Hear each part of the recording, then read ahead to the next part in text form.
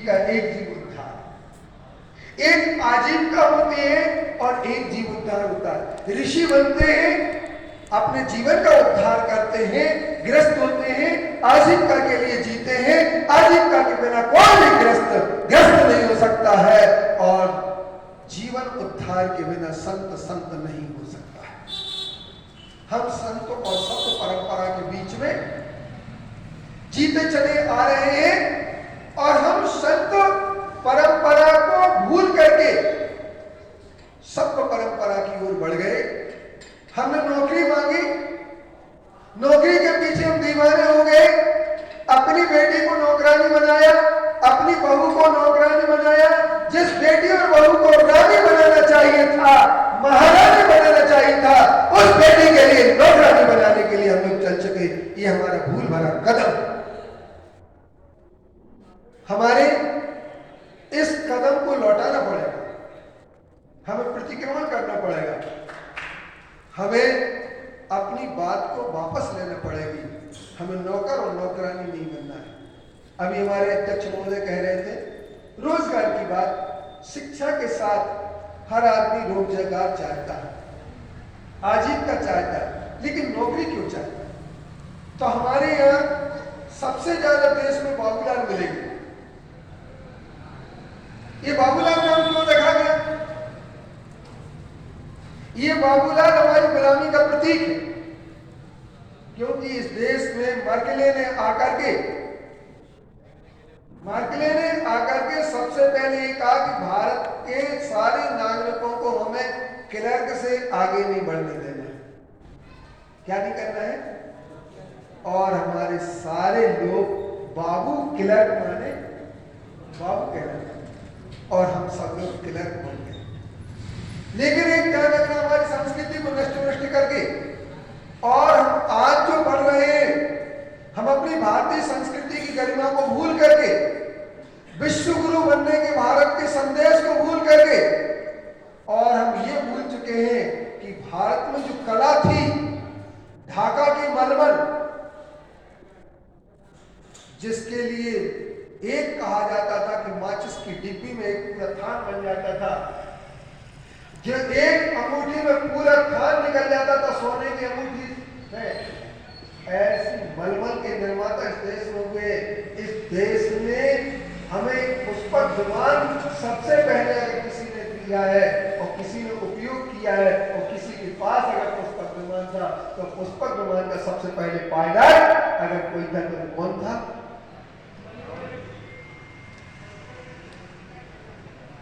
हम किसी का भी नाम ले, लेकिन हमारे पुष्पक विमान था कि नहीं था? हमने ज्ञान विज्ञान हर चीज में उन्नति करके विश्व के सबसे पहले चरण पर बैठने की कोशिश की। आर्यभट्ट हो, चाहे नागार्जुन हो, चाहे हमारी भाषा के महान विद्वान हो, किसी भी क्षेत्र में हो, सबने जाकर के क्रांति की है। और विज्ञान के आधार पर ज्ञान जो कहते हैं हमने खोज की है।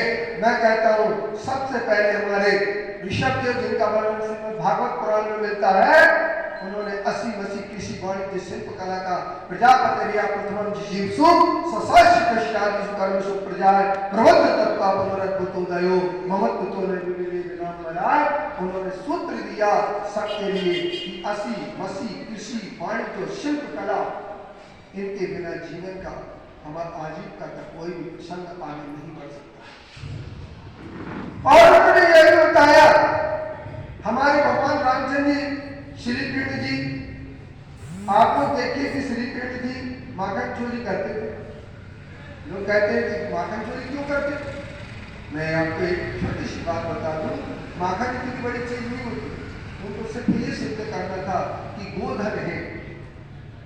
एक तरंग बैठक चल रही थी, उस तरंग बैठक में हमारे प्रशांत जी देश पांडे ने अंत में एक बात कही थी कि संतोष जी को लोग संतोष जी आए थे, तो बोले जब तक संतोष जी नहीं आए तब तक मीटिंग हमारी सफल नहीं। क्यों? उन्होंने कहा गोधन गर्दन बालधन और रतन धन खान, जवाब है संतोष धन सब धन रूप समान। गोधन हो, गर्दन हो, बालधन हो, अगर संतोष नहीं है तो सारा का सारा धन जो है ना, शायद संतोष आए होंगे यहाँ लोगों, या भी नहीं है, आए आ चुके हैं ना, वो संतोष जी खड़े हो जाए तो अच्छा रहेगा, मैं देखते हूँ कौन संतोष जी थे वो। तो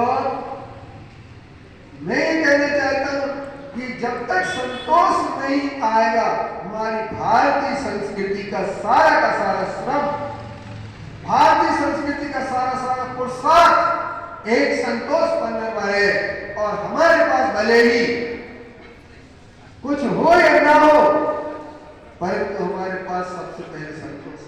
मैंने एक फिल्म देखी थी और आप लोगों ने भी देखी, पूरब और पश्चिम। किस ने देखी है? कश्मीरा जी आपने नहीं देखी? नहीं, कश्मीरा जी ने नहीं देखी ना, कश्मीरा जी हाथ नहीं, इसलिए तो उसमें पूरब और पश्चिम के बीच में अंतर क्या है? प्रीत जना मेरी इस पता में गीत वहां के गाता हूं, भारत का रहने वाला हूं, भारत की बात सुना। भारत की बात क्या है? भारत ने सारी दुनिया को गिनती दी है, जीरो सबसे पहले भारत ने दिया। भारत जीरो से हीरो बनने जानता है, क्योंकि भारत का हर संत और ऋषि, हर ग्रस्त, हर श्रावक एक बात पर केंद्रित हो जाता है, वह होता उसका संतोष। और जब वह संतोष पर केंद्रित हो जाता है तो उसका जीवन सुखी हो जाता है। मोक्ष से तो भारत में ही क्यों मिलता है? अमेरिका से कितने लोग मोक्ष गए? जैनियों के जितने निर्माण क्षेत्र सब भारत में है, हिंदुओं के जितने तीर्थ सब भारतीय नदियों के किनारे पर्वतों पर जाकर के तीर्थ है, भारत से ही सारे परमात्मा मोक्ष गए हैं। मोक्ष प्राप्ति का अगर कोई स्थान है तो भारत है, भारत की, क्योंकि भारत की माटी की तासीर में संतोष है, तप है, त्याग है, श्रम है, और श्रम में जयते। एक गीत गाया जाता है, चंदन इस देश की माटी, तपोभूमि हर ग्राम है, हर माला देवी की प्रतिमा, बच्चा बच्चा राम है। और इसी गीत की कड़ी में एक बात आती, मैं पूरा गीत नहीं सुनाना चाहता हूँ, अपन गीत भी लेंगे, बैठेंगे, सब करेंगे। एक बात कह देना चाहता हूँ अंतिम समय में कि श्रम ही एकमात्र कल्याण का सूत्र है। इसके सैनिक समर भूमि में गाया करते गीता है, एक आबू नाम का सेनापति हुआ है कश्मीर, और वो जब युद्ध करने जाता था तो दोनों हाथ से तलवार चलाता था, और उस आबू सेनापति ने की एक सबसे बड़ी विशेषता रही कि दोनों हाथ से तलवार चलाने के बाद अंत में प्रतिक्रमण करके शरणाई की।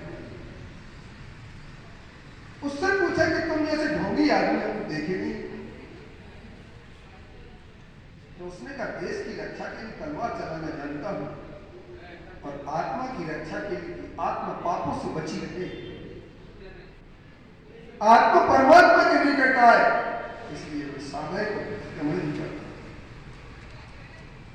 इन शब्दों के साथ आज का शुभारंभ जो हुआ है, हम सब बैठेंगे, सत्र आपके सुनेंगे, चलेंगे, और उन सब सत्रों के बीच में आपके और हमारे जो विचार आदान प्रदान होगा, उन सत्रों में हम सबके लिए मिलकर के एक ही बात तय करना है कि हमारे इस सब के बीच में हम रहेंगे, बैठेंगे, खड़ेंगे, उठेंगे, सब कुछ करेंगे, लेकिन एक बात नहीं भूलेंगे कि अपने स्वावलंबन